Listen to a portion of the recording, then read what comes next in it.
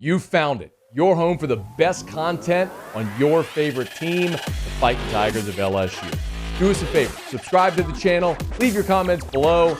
Be sure to smash that like button.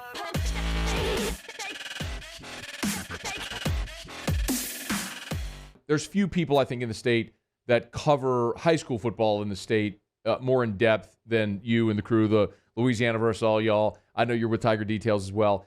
So I want to ask you about some of the prospects that have joined this class late that maybe LSU fans are trying to familiarize themselves with. Let's start with Landon Ibiata, the wide receiver out of Mandeville. What can you tell us about him as a prospect and how this kind of came together late?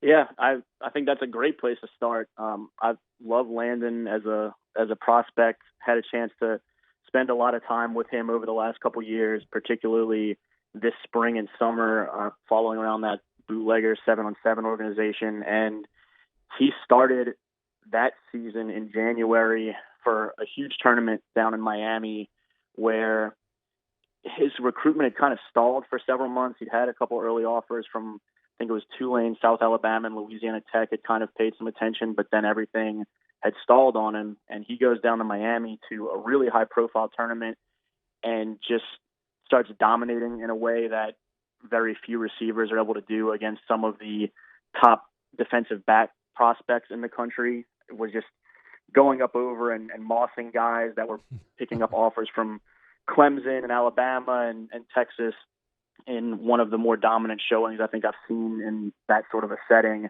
And immediately some Power 5 offers came his way, including Miami. Shortly after that, Mickey Joseph was kind of in his ear and talking about some different things, some routes and trying to get a look during, at that point, still a shutdown pandemic era of recruiting, was trying to get some clips of what he looked like running certain routes and things like that.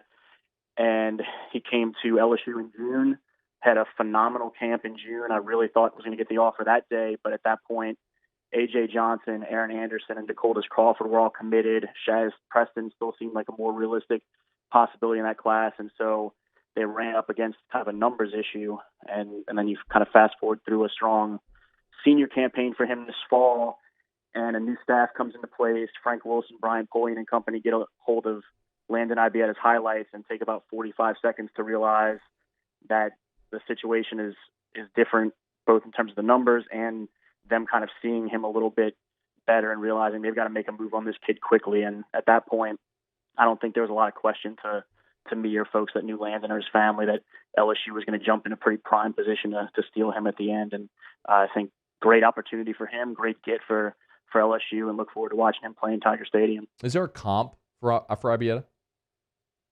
I'm not sure. I'm terrible at comparing me too. Of that nature. Yeah, I know. I will tell you this. The first thing that people think is they look at him and say, oh, he's a wide receiver, and start trying to do all those comparisons. I've watched this guy make flat-out plays all over the football field, up and down, across the middle, over guys, everywhere. And so don't get kind of hung up on that little stereotype of the Wes Welker. He's the Wes Welker exactly. type. He's more, and no knock on Wes Welker. He's obviously been a phenomenal football player at every level, but don't kind of pigeonhole Landon off of that. Let's talk about the defensive backs that also jumped in late. I think some might have been surprised when you see Austin Osbury, obviously Verge's son, a legacy, pick Auburn, Jadarian Rim flips to Auburn.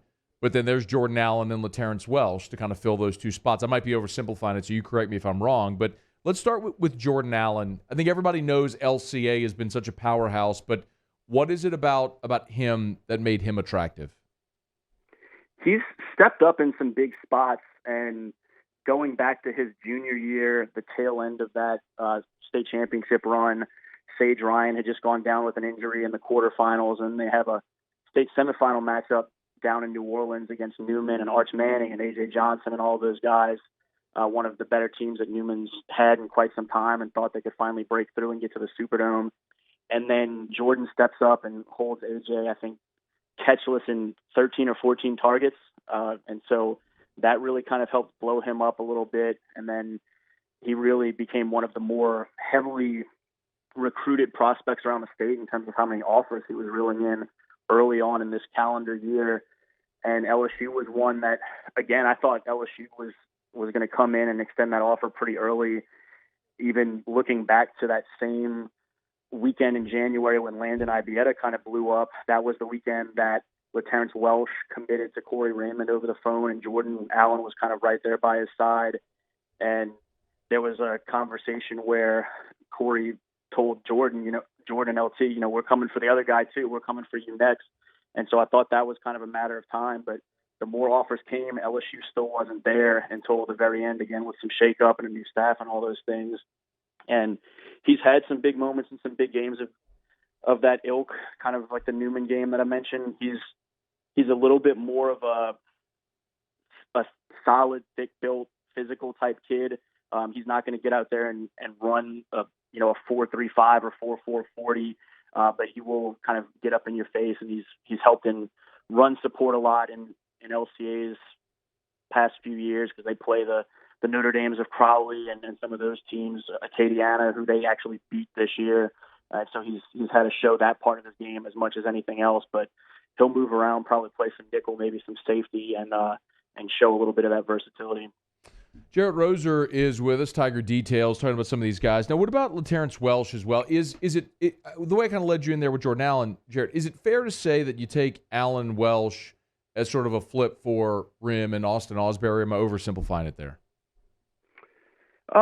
You might be oversimplifying it, and I think they'll probably go get some more in this class in that secondary with how depleted numbers-wise they've been in recent years, and obviously you see now Elias Ricks heading to Tuscaloosa.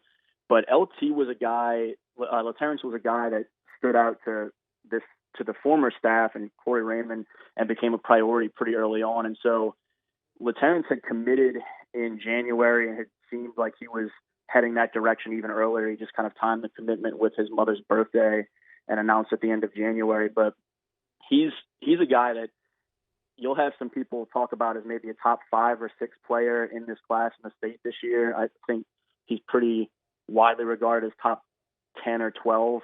And he's a guy that fits that mold of the type of true corner that Corey Raymond has brought into LSU through the years.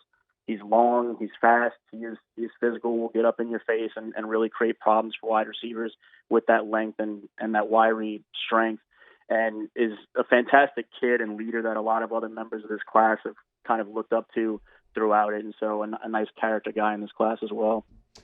Jerit Roser is with us here for a couple of more minutes. If you had to look at this class with 13 signees, and forgive me as we speak right now, I don't know if Miles Frazier's letter is in, or I guess he can't sign a letter of intent, right? He can only sign one, so I guess he just waits to enroll. So 13, they count Frazier as 14.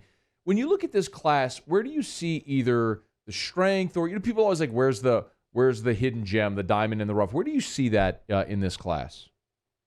I think the big talking point coming out of yesterday and now with the addition of Frazier through the portal is you had a hit on offensive line in 2022. They've had a really difficult time recruiting that position group at the same level that they are typically able to recruit others. And part of that is because there aren't as many high caliber offensive line prospects at an LSU level in Louisiana year in, year out as there are with a wide receiver or a defensive line or defensive back. And this year you see the 4 guys that signed yesterday. Those were all people that Coach O and Brad Davis and company identified and really wanted to get after because it was a strong year in state for offensive line prospects to kind of make up for some of the misses or smaller classes in that position group in recent years. And so to hit on all those guys, have a guy like a Will Campbell, someone who you're super familiar with, and Emory Jones over there at Catholic High, as well as Bo Bordelon. He's a little bit more of a project than those other two. And then Fitzgerald West Jr., who has really developed quite a bit over the last few years and now gets to lock in on one position at the college level and grow into an interior lineman on the offensive side. I think that stands out certainly because it's been a few years since you've seen even 4 offensive linemen sign in the same class of that caliber for LSU. And now you have the transfer guy, and I think you'll continue to see another 1 or 2 join that mix moving forward. There's 2 more I want to ask you about. So you mentioned Fitzgerald West. Is he a guy? So that was, correct me if I'm wrong, Jerit, but this is a guy who was camping as a defensive lineman. They said, hey, will you go snap the ball? They offered him basically on the spot. Is that a guy that you think transitions seamlessly to the offensive line at this level? I do. He's someone that actually, his junior year of high school, I talked to some of his high school coaches after going to visit. It might have been the eve of Sage Ryan's announcement, and that's why I was out in Lafayette that night, was one last talk with Sage before he announces is it going to be Alabama or LSU.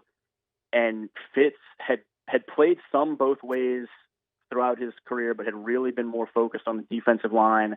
And watching him that night, it was probably one of the better performances I've seen him have in his high school career as a guy who's started since 8th grade. And he really impressed me in his frame. He's not necessarily the height that I think LSU typically brings in some defensive tackles, but he fit in well in that guard or center type role. And I talked to his coaches about the potential that he could be an offensive lineman at the next level. And he'd always been a little bit more hesitant to it, but he continued to work through the spring. And then that same first weekend that everything opened back up in June, showed up to LSU's camp again and was literally running back and forth. He'd have his defensive rep, and then while everyone else on the defensive line was heading back to the defensive line, he would flip sides and then turn and snap the ball and block somebody, and was dominant both directions. And O was kind of losing his mind a little bit, getting really excited and pumping his fist and all that. And so you knew that offer was coming.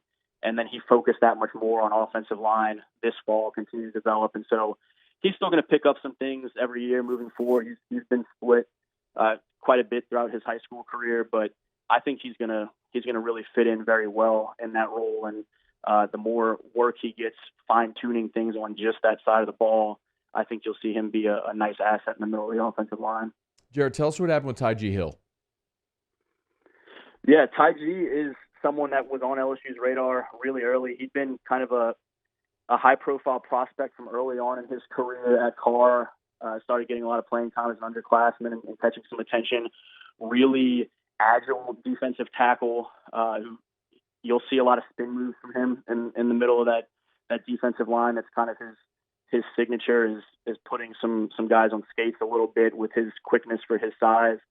And he ends up sticking with it throughout. There was some question marks late whether he would still end up in this class, particularly after the coaching change. But as they lined up at Carr yesterday with the three Cougars signing their letters of intent, he stuck with LSU, and looks like he's really excited to get up to Baton Rouge still. All right, before you go, last thing, your time so much appreciated. He's on Twitter at Jerit Roser. Y'all give him a follow. Great stuff, Tiger Details, part of the Rivals Network. What's next? If they're at 14 now, who are the names that we're keeping an eye on, and what do you see as needs and a realistic way to finish this class in February if you're putting a bow on it? Yeah, I think you'll still see them continue to go after some of those same positions that we're talking about in the trenches that I don't know that they're necessarily done. Julian Armella, a standout offensive lineman in Florida, had kind of leaned more toward Florida State late in this process, ends up not signing yesterday, and so it leaves the door open for him to potentially join this class. Two really huge names in-state, Jacoby Matthews, the standout safety and really everything for Ponchatoula the last few years, is someone that I honestly, in my rankings for Prep Red Zone Louisiana, where I actually have kind of control over the rankings instead of just feeding some input to Sam from the Louisiana guys, I've had Jacoby as my top-rated prospect right over Will Campbell and Walker Howard for most of this year. And so he's that type of guy. He's another 5-star standout.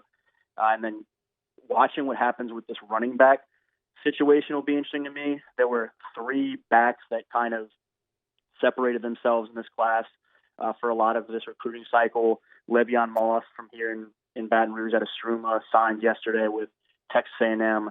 Trevante Citizen, a one-time LSU commit before the coaching changes, has remained available, and Frank Wilson's kind of working that angle and seeing about bringing Trevante back into this class. Obviously, a lot of familiarity there from Lake Charles College Prep, so right down the road from Frank the last year or so. And then Trevor Etienne, the younger brother of Travis Etienne, is also waiting his decision and is someone that Frank Wilson is super familiar with. And so I look for the Tigers to really try and get at least one or two of those guys and at least one or two backs overall in this class, and that's kind of a position that I've zeroed in on and really interested to see how it shakes out. Jerit Roser, Tiger Details, part of the Rivals Network. He's on Twitter at Jerit Roser, JERITROSER. Y'all go give him a follow. Great info, man. Appreciate some time. Thanks for making it work with us today, bud. You got it, man. Always a pleasure. Appreciate y'all. Hey, thanks so much for watching.